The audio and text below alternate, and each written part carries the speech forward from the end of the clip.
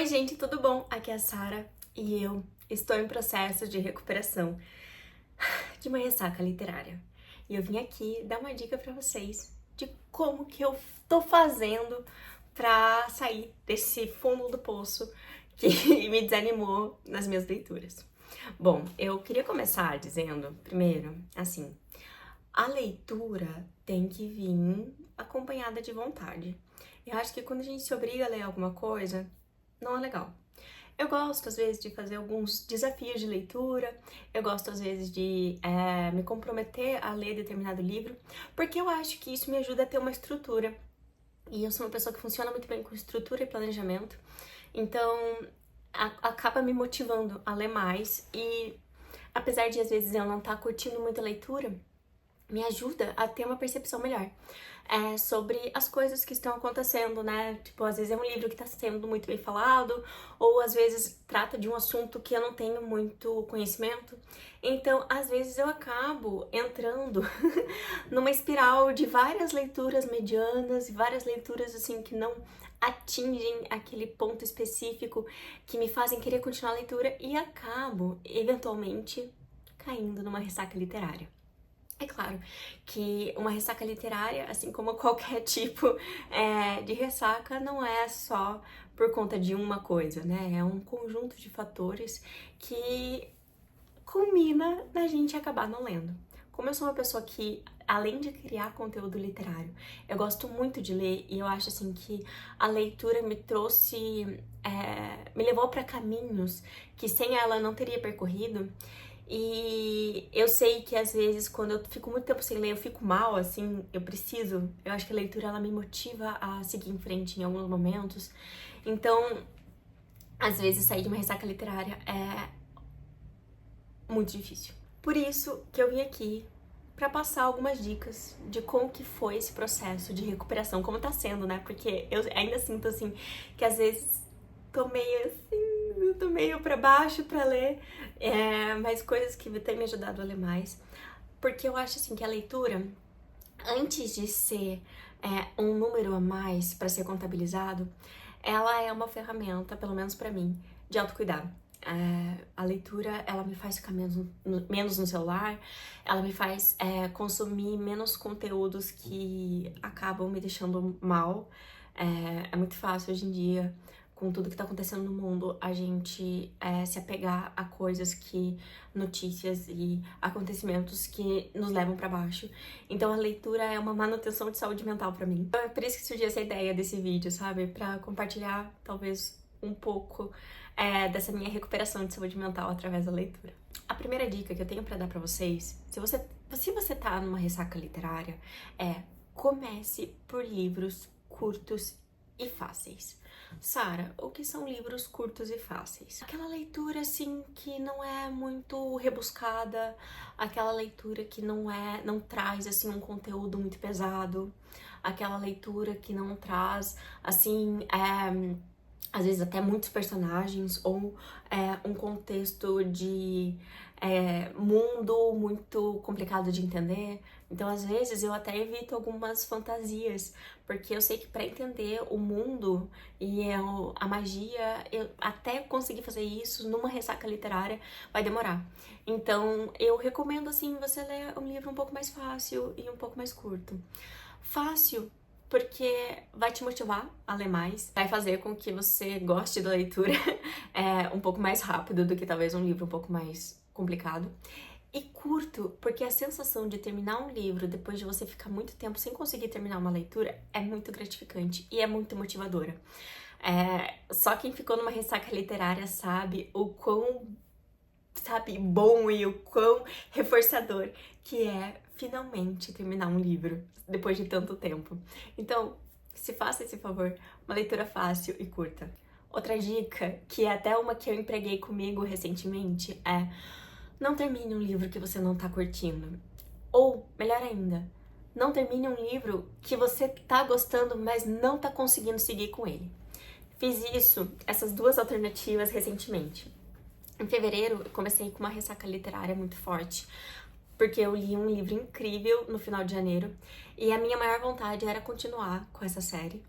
e naquele momento eu não pude e comecei um outro livro, que era um livro muito bom, era um livro que eu queria muito ler e eu tava curtindo, só que ele era um livro grande, não era o livro que eu queria ler naquele momento e ele exigia um pouco mais de concentração do que eu tava disposta a dar naquele momento. O que fez com que essa leitura se arrastasse por 20 dias em que eu quase não conseguisse ler, não tinha vontade de ler, porque não estava indo pra frente. O livro era bom, quando eu conseguia sentar para ler, eu lia bastante, mas mesmo assim eu não conseguia ter motivação para ler porque não era aquilo que eu queria ler. Então, resolvi abandonar ele para ler depois. Abandonar ele para, em um momento em que eu estivesse melhor, em que eu estivesse com um hábito de leitura um pouco mais solidificado, em que eu estivesse mais afim de ler ele, eu conseguisse fazer isso. Então, eu acho que foi uma decisão super acertada. Ainda não peguei de novo esse livro, mas eu pretendo fazer isso daqui a algum tempo. Da mesma forma, recentemente eu abandonei uma leitura que não estava funcionando para mim. Eu passei da metade desse livro, que não era um livro longo, a escrita até que não era tanto um empecilho, era mais a forma de contar a história que tava me atrapalhando muito, que tava me confundindo, que tava me gerando distrações. E eu resolvi abandonar e vi que aquele livro não era pra mim. Ao invés de tentar engolir à força uma história que não tá funcionando, principalmente no momento em que eu tava retomando o meu hábito de leitura, resolvi aquele livro não é pra mim. Pode ser que no futuro eu pegue de novo? Pode. Mas as coisas que eu tava lendo eu não tava curtindo e eu acho que aquele livro não é pra mim. E tá tudo bem. No mundo existem tantos livros. Eu sei que existem vários livros que eu vou amar. Eu não preciso ficar me apegando a livros que eu não vou gostar, sabe? Então, também tenho essa mentalidade. Uma outra dica que eu empreguei recentemente e que, juro, foi uma grande salvação pra mim é participe de um clube de livro ou tenha uma leitura conjunta com um amigo. Eu não tô participando de um clube de livro agora, mas eu e uma amiga, a gente acabou lendo em uma época muito próxima uma da outra, o primeiro livro da tetralogia napolitana, da Helena Ferrante, e que foi o grande causador da minha ressaca literária no começo do ano, porque foi um livro muito bom.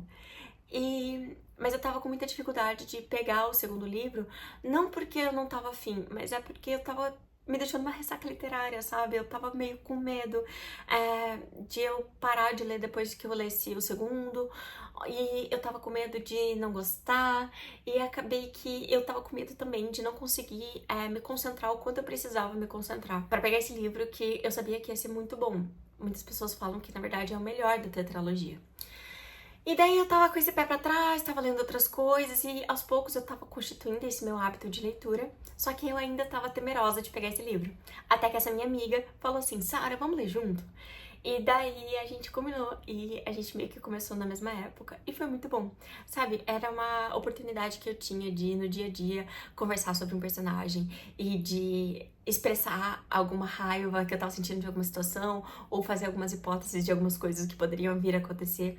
E isso me motivou a ler mais esse livro, me motivou a continuar com uma leitura um pouco mais intensa de um livro que eu tava com medo. Eu acho que ter alguém do seu lado que tá lendo a mesma história que você, que tá compartilhando, assim, de ideias sobre esses livros, ajuda muito, principalmente quando a gente tá falando de um livro que você tá um pouco pé atrás, ou quando você tá ali saindo de uma ressaca literária, que você precisa de uma motivaçãozinha a mais, sabe? Tá, a próxima não parece uma dica. Não parece uma coisa óbvia, mas eu juro que não é tão óbvio assim. É importante que você encontre um tempo para leitura. Eu sei que é muito difícil, muitas pessoas não conseguem no dia a dia fazer esse hábito de ler.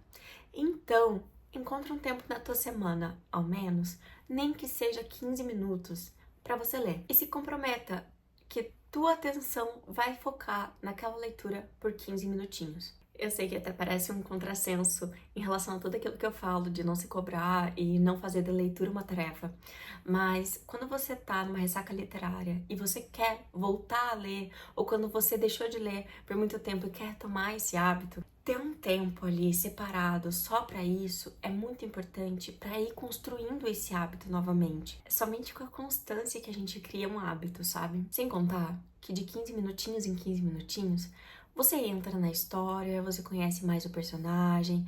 Às vezes eu faço essa metodologia para algum livro que tá sendo um pouco mais desafiador, sabe? Principalmente livros de não ficção. Sabe, reserva ali uns 10, 20 minutinhos pra ler ele toda semana. E assim, aos poucos eu vou me inteirando da história, aos poucos eu vou colocando o meu pé na água daquele livro. Eu acho que é importante porque quando a gente tá ali querendo voltar a ler, mas tá ao mesmo tempo desanimado, tá ali meio receoso, não tá conseguindo se concentrar, 15 minutinhos não é muito tempo. E pode fazer uma grande diferença nesse seu hábito de leitura. A minha última dica é reforço positivo. Quando a gente tá na faculdade de psicologia, a gente aprende que o reforço positivo é um instrumento muito importante pra gente construir novos hábitos. E eu acho que aqui ele cabe muito bem. E como que você pode fazer isso? A cada, sei lá, uma quantidade X de capítulos, você se dá um prêmio. E às vezes nem precisa ser um prêmio em dinheiro, não precisa comprar um livro novo.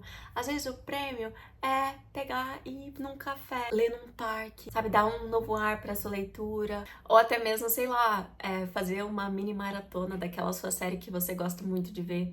Então, ao invés de você substituir um pelo outro, você acaba agregando os dois. Você lê uma quantidade X de páginas e se permite assistir quantos episódios você quiser daquela série que por tanto tempo você pode ter acreditado que estava te impedindo de ler. A gente pode juntar dois hábitos diferentes para trazer um novo senso, um novo sentido para aquilo que a gente está querendo construir para nossa vida. Eu particularmente gosto de fazer isso com uma coisa muito boba, que é ficar no TikTok. Eu sei que se deixar, eu fico muito tempo no TikTok.